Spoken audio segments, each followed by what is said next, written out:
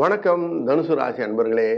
உங்களுடைய ராசியின் 8ஆம் இடத்திலே இருக்கக்கூடிய கடகம் என்ற இடத்திலிருந்து சந்திரன் தன் பயணத்தை துவங்க இருக்கிறார்.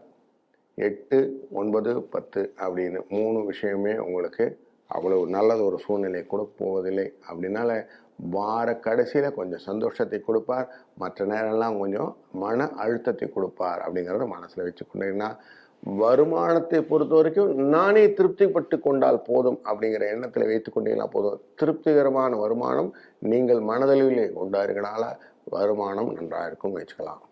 ஆனால் நண்பர்களுடைய சந்திப்பு ஒரு மகிழ்ச்சி தரக்கூடிய ஒரு விஷயமாக அமையும். அதனால புது நண்பர்களை பார்ப்பீர்கள், பழைய நண்பர்களை பார்ப்பீர்கள். கொஞ்சம் அளவலாவி அவங்களோட பேசி கலந்துரையாடி சில நட்பு பாராட்டக்கூடிய விஷயங்கள் இந்த வாரத்தில் உண்டு. கணவன் மனைவிக்கிடையே அந்யோன்யம் அதிகரிக்கும். அதனாலே எதிர்பார்த்த ஒரு நல்ல செய்தி கிடைப்பதற்கும் வாய்ப்பு உண்டு. பொறுப்புகள் அப்படின்னு பார்த்தீங்கன்னா ஆஃபீஸில் நிறைய சேர்ந்து இருக்கும். அதனால் கொஞ்சம் அலைச்சலும் உண்டு. அந்த அலைச்சல் சில நேரத்தில் வீண் அலைச்சலாகி மாறி சோர்வையும் உண்டாக்கக்கூடிய ஒரு சூழ்நிலை உண்டு.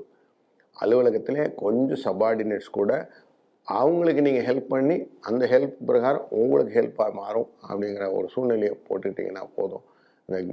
ஒருத்தருக்கு ஒருத்தர் அட்ஜஸ்ட் பண்ணி வேலை பார்க்குறது அப்படின்னு சொல்ல முடியா, அந்த மாதிரி பண்ணிங்கன்னா போதும்.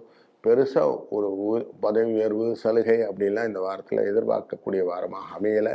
ஆனாலும் ஒரு நல்ல என்விரான்மெண்ட் இந்த வாரத்தில் உங்களுக்கு ஆஃபீஸில் கிடைக்கும். வியாபாரத்தில் விற்பனை அப்படின்னு பார்த்தீங்கன்னா அதுக்கேற்ற லாபம் கிடைக்கலனாலும் வியாபாரம் அது பாட்டுக்கு போயிட்டே இருக்கும். பொறுமையாக இருந்தால் போதும், அது பாட்டுக்கு நடக்கிறது நடக்கட்டும் அப்படின்னு விட்டுட்டிங்கன்னா போதும். வியாபாரத்தில் நீங்கள் புதுசாக எதனா இன்ஃப்ளூயன்ஸ் பண்ணி நான் அதை கொண்டு வர போகிறேன் இதை கொண்டு வர போகிறேன் முயற்சிகள் எல்லாம் வேண்டாம், பண விரயத்தை கொடுக்கும். அதனால் அதெல்லாம் வேண்டாம். குடும்பத்தை நிர்வகிக்கும் பெண்கள்னு பார்த்தீங்கன்னா அவங்களுக்கு போதிய அளவு பணம் கிடச்சிரும். அதனால் மனசு திருப்தி ஆகிடுவாங்க. குடும்பத்தில் அவங்க திருப்தி ஆனவுடனே மற்றவங்கெல்லாம் திருப்தி ஆகிடுவாங்கன்றது ஒரு நல்ல சூட்சமாக இருக்கிறதுனாலே அந்த வாரம் குடும்பத்தில் அமைதி நிலவும் அப்படிங்கிறது மனசில் வைத்துக்கொள்ளுங்க. அலுவலகத்தை செல்லும் பெண்கள் கொஞ்சம் எச்சரிக்கையாக இருக்க வேண்டியிருக்கு. ஏன்னா தேவையில்லாத உங்களுக்கு பணிகளிலே செய்யக்கூடிய காரியங்கள் தடைகளை ஏற்படுத்தும். என்னவோ பண்ணேன் தப்பாயிருச்சு, அது என்னவோ பண்ணேன் தப்பாயிருச்சுன்னு திருப்பி இதே புலம்பலாக இருக்கக்கூடிய காரணங்களால கொஞ்சம் எச்சரிக்கையாக வேலை செய்யும் போதே பார்த்து கரெக்டாக போட்டுகிட்டே வந்தீங்கன்னா போதும். அந்த கண்டினியூட்டி கரெக்டாக இருக்கும். இல்லைன்னா நான் என்ன பண்ணேன்னு தெரியல, ஏன் தப்பாச்சுன்னு தெரியலன்னு இதை தேடிக்கிட்டே இருக்கக்கூடிய ஒரு சூழ்நிலையை இந்த வாரத்துக்கு கொடுத்து விடும் மனசில் வச்சுக்கோங்க.